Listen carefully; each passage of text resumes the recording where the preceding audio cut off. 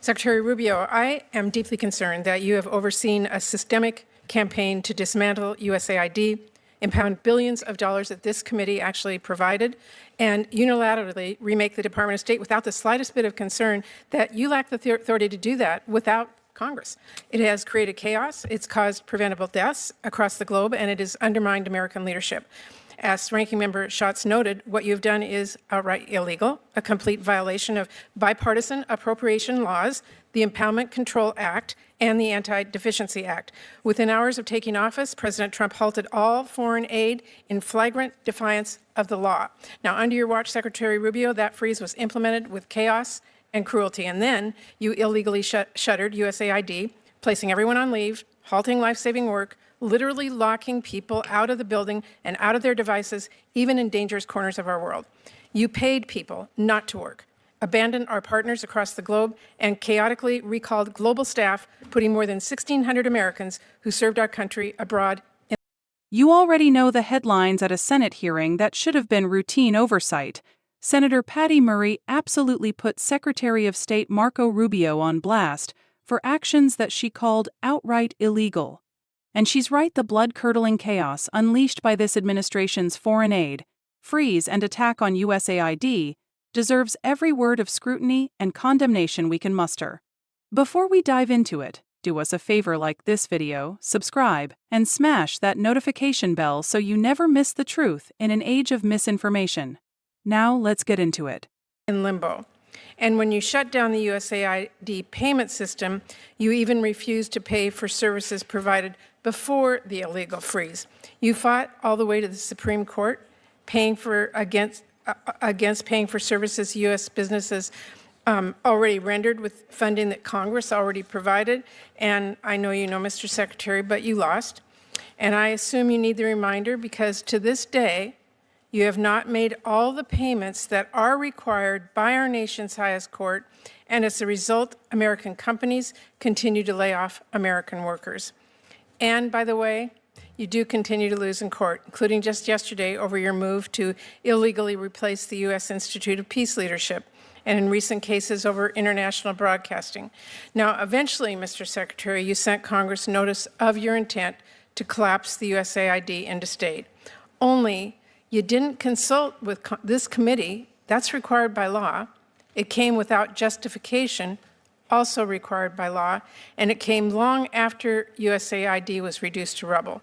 So sadly, disregard for our laws and values, to me, has sort of become a pattern of your tenor, revoking visas when someone writes an op-ed you don't like, or reaching a secret deal to use taxpayer dollars to jail U.S. residents in a notorious foreign prison, no due process, or pointlessly leaving food assistance to rot in storage. Actually, in Dubai, we now have 500 tons of high-energy biscuits that expire in July.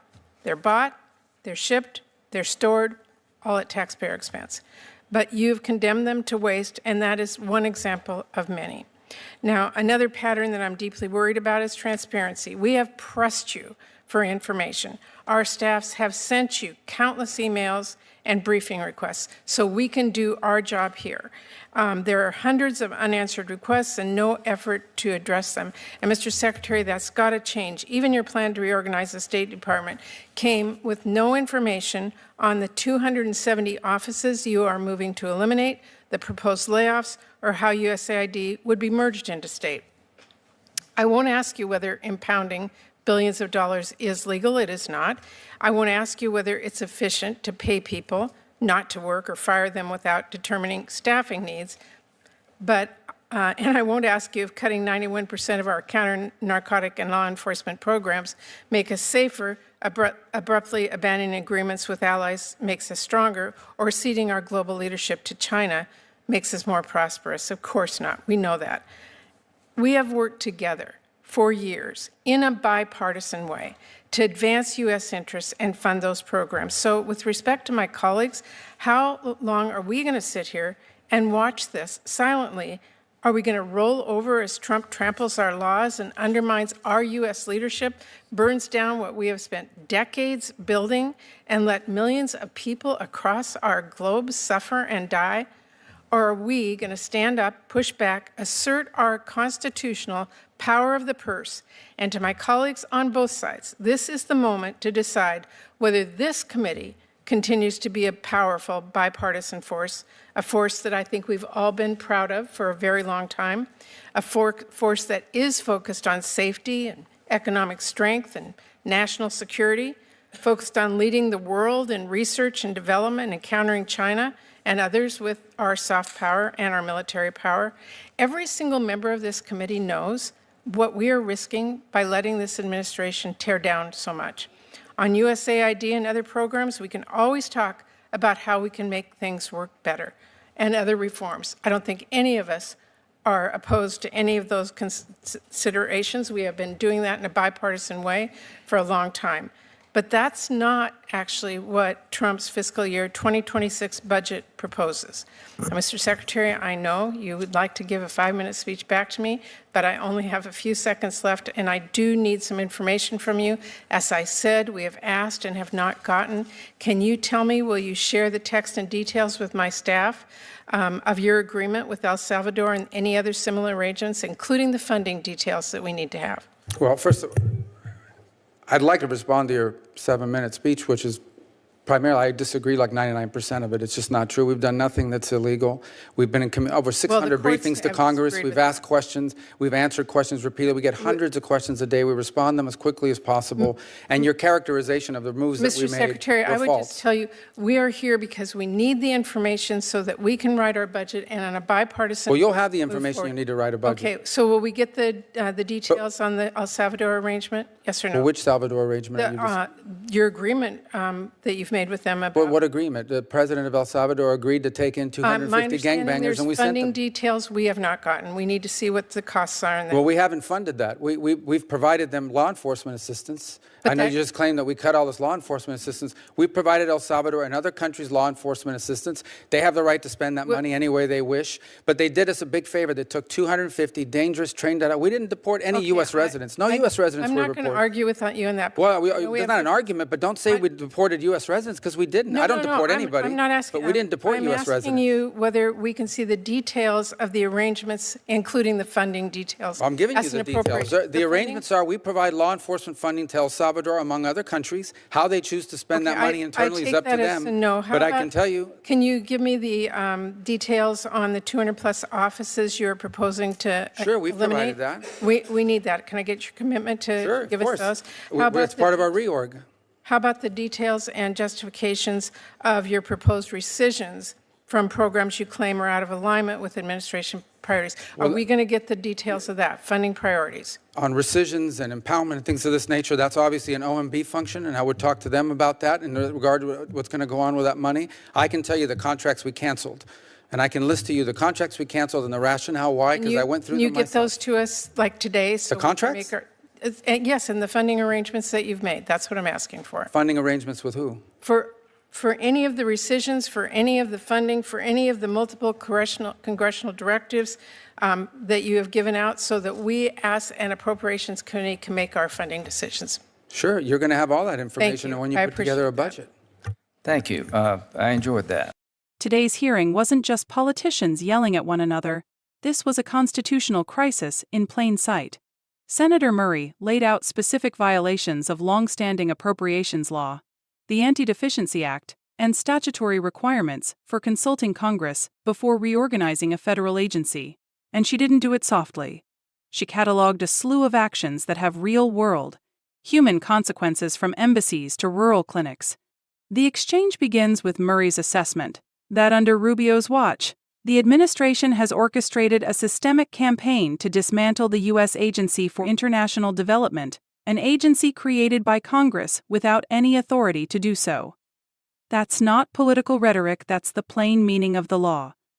Federal law requires consulting Congress before reducing, reorganizing, or eliminating programs. Murray rightly points out that none of that consultation happened. Within hours of President Trump taking office, the administration issued an executive order freezing all foreign aid to review it, stopping payments to contractors and partners, and leaving thousands in limbo, including USAID staff and overseas implementers who suddenly couldn't communicate with U.S. officials. That wasn't an administrative pivot, it was a shutdown. Let's call this what it was: a hit job on American leadership in the world. Murray went through how this chaos caused preventable deaths abroad, undermined national security, and crippled decades of bipartisan cooperation in foreign aid. These weren't fringe claims. Independent reporting has confirmed that the Foreign Aid Review and subsequent shutdown left aid workers unsure which programs could continue, and in many cases, forced them to halt life-saving services. Pause and think about that. Programs that prevent diseases, protect water systems, stabilize fragile communities, feed children, all stalled because the administration decided to hit pause without clarity. That's not just bureaucratic failure, that's moral failure. Murray didn't mince words when she pointed out that Rubio and the administration spent taxpayer money fighting these issues all the way to the Supreme Court and lost, because courts found that freezing funds that Congress had already appropriated without clear statutory authority was unlawful. Yet, the payments still haven't been made, and American companies are still laying off workers because of it. Here's the key problem. The Trump administration's foreign aid overhaul wasn't just a smart negotiation tactic. It violated the constitutional separation of powers. Congress controls the purse. It decides where taxpayer dollars go. This administration tried to unilaterally repurpose those decisions without even bothering to brief lawmakers. Murray sitting there, demanding information, is Congress exercising its constitutional role. And Rubio's response? He claims they briefed Congress hundreds of times and are doing everything possible. But the facts tell a very different story.